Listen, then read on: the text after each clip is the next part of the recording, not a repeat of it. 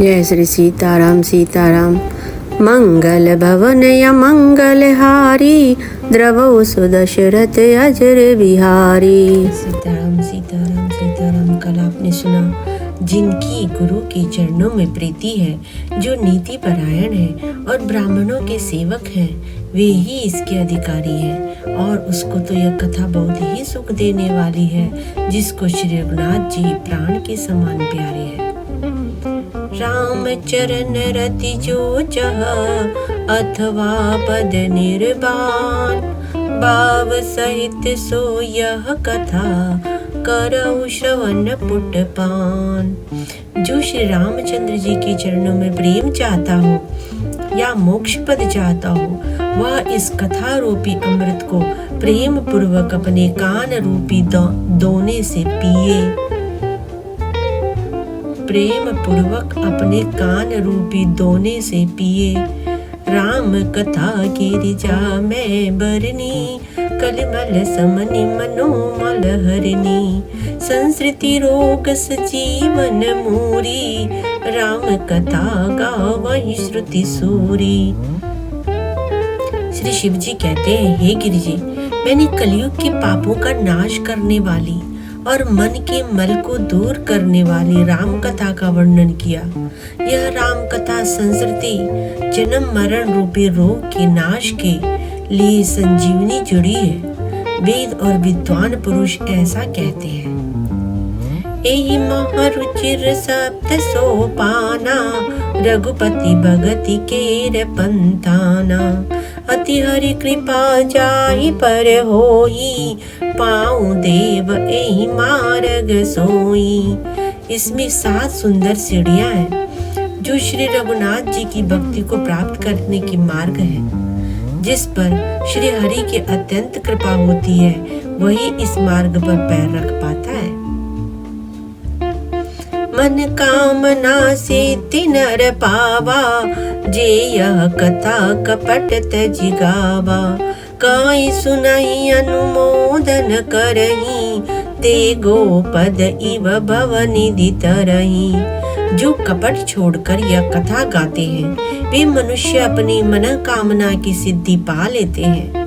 जो इसे कहते हैं, सुनते हैं और अनुमोदन प्रशंसा करते हैं, वे संसार रूपी समुद्र को गौ के खुर से बने हुए गड्ढे की भांति पार कर जाते हैं। सुनी सब कथा हृदय यति भाई, गिरजा बोल गिरा सुहाई। नाथ कृपा मम गत संदेहा, राम चरण उपजेउ नवनेहा। याज्ञवल्क्य जी कहते हैं, सब कथा सुनकर श्री पार्वती जी के हृदय को बहुत ही प्रिय लगी और वे सुंदर वाणी बोली। स्वामी की कृपा से मेरा संदेह जाता रहा और श्री राम जी के चरणों में नवीन प्रेम उत्पन्न हो गया। मैं कृतकृत्य भयऊ अब, तव प्रसाद विश्वेश। उपजी राम भगति दृढ़, बीते सकल कलेश। हे विश्वनाथ, आपकी कृपा से अब मैं कृतार्थ हो गई। मुझ में दृढ़ राम भक्ति उत्पन्न हो गई और मेरे संपूर्ण क्लेश बीत गए, नष्ट हो गए। यह शुभ शंभु उमा संवादा, सुख संपादन समन विषादा। भवभंजन गंजन संदेहा, जन रंजन सज्जन प्रिय एहा। शंभु उमा का यह कल्याणकारी संवाद सुख उत्पन्न करने वाला और शोक का नाश करने वाला है। जन्म मरण का अंत करने वाला, संदेहों का नाश करने वाला, भक्तों को आनंद देने वाला और संत पुरुषों को प्रिय है। राम उपासक जे जग माही, ए सम प्रिय तिनके कछु नाही। रघुपति कृपा जता मति गावा, मैं यह पावन चरित सुहावा। जगत में जो जितने भी रामोपासक हैं, उनको तो इस राम कथा के समान कुछ भी प्रिय नहीं है। श्री रघुनाथ जी की कृपा से मैंने यह सुंदर और पवित्र करने वाला चरित्र अपनी बुद्धि के अनुसार गाया है। एक कलिकालन साधन दूजा, जोग यज्ञ जप तप व्रत पूजा। राम ही सुमिरिय गाय राम ही, संतत सुनिय राम गुण ग्राम ही। तुलसीदास जी कहते हैं, इस कलिकाल में योग यज्ञ जप तप व्रत और पूजन आदि कोई दूसरा साधन नहीं है। बस श्री राम जी का ही स्मरण करना, श्री राम जी का ही गुण गाना और निरंतर श्री राम जी के ही गुण समूहों को सुनना चाहिए। जासु पतित पावन बड़े बाना, गावहीं कवि श्रुति संत समाना। ताहि बजाई मन तज कुटिलाई, राम बजे गति के नहीं पाई। पतितों को पवित्र करना जिनका महान प्रसिद्ध बाना है, ऐसा कवि वेद संत और पुराण गाते हैं। रे मन, कुटिलता त्याग कर उन्हीं को भज। श्री राम को भजने से किसने परम गति नहीं पाई है, यानी सबने परम गति पाई है। संत पुराण ये सब यही कहते हैं। वेद पुराण, वेद संत कवि और सब लोग यही कहते हैं कि हे मन, कुटिलता त्याग कर उन्हीं को भज, उन्हीं को भज, श्री राम को भज, श्री राम को भज। पाइन के ही गति पतित पावन, राम भजी सुन सठ मना। गनिकाया जा मिल ब्याद गीद, गजादि खल तारे घना। आबीर जमन की रात कस, स्वप चादियति अगरूप जे। कही नाम बारक ते पी पावन, ही राम नमामि ते। अरे मूर्ख मन, सुन। मन को मूर्ख कहते हैं। पतितों को भी पावन करने वाले श्री राम को भजकर किसने परम गति नहीं पाई। गणिका, अजामिल, व्याध, गिद्ध, गज आदि बहुत से दुष्टों को उन्होंने तार दिया। आभीर, यवन, किरात, खस, शपच, चांडाल आदि जो अत्यंत पाप रूप हैं, वे भी केवल एक बार जिनका नाम लेकर पवित्र हो जाते हैं। मैं उन श्री राम जी को नमस्कार करता हूँ, नमस्कार करता हूँ। रघुवंश भूषण चरित यह नर कहि, सुनाई जे गावहीं। कलिमल मनोमल धोई, बिनु श्रम राम धाम सिधावहीं। सत पंच चौपाई मनोहर, जानि जो नर उर धरे। दारुण अविद्या पंच जनित, विकार श्री रघुबर हरे। जो मनुष्य रघुवंश के भूषण श्री राम जी का यह चरित्र कहते हैं, सुनते हैं और गाते हैं, वे कलयुग के पाप और मन के मल को धोकर बिना ही परिश्रम श्री राम जी की परम धाम को चले जाते हैं। अधिक क्या कहें। जो मनुष्य 5-7 चौपाइयों को भी मनोहर जानकर अथवा रामायण की चौपाइयों को श्रेष्ठ पंच कर्तव्या का सच्चा निर्णायक जानकर उनको हृदय में धारण कर लेता है, उसकी भी 5 प्रकार की अविद्याओं से उत्पन्न विकारों को श्री राम जी हरण कर लेते हैं। यानी अगर 5 या 10 चौपाइयाँ भी पढ़ ले तो राम के प्रति उनकी भक्ति जाग जाती है, और जब भक्ति जाग जाएगी तो मनुष्य पूरा रामायण पढ़ने की कोशिश करेगा।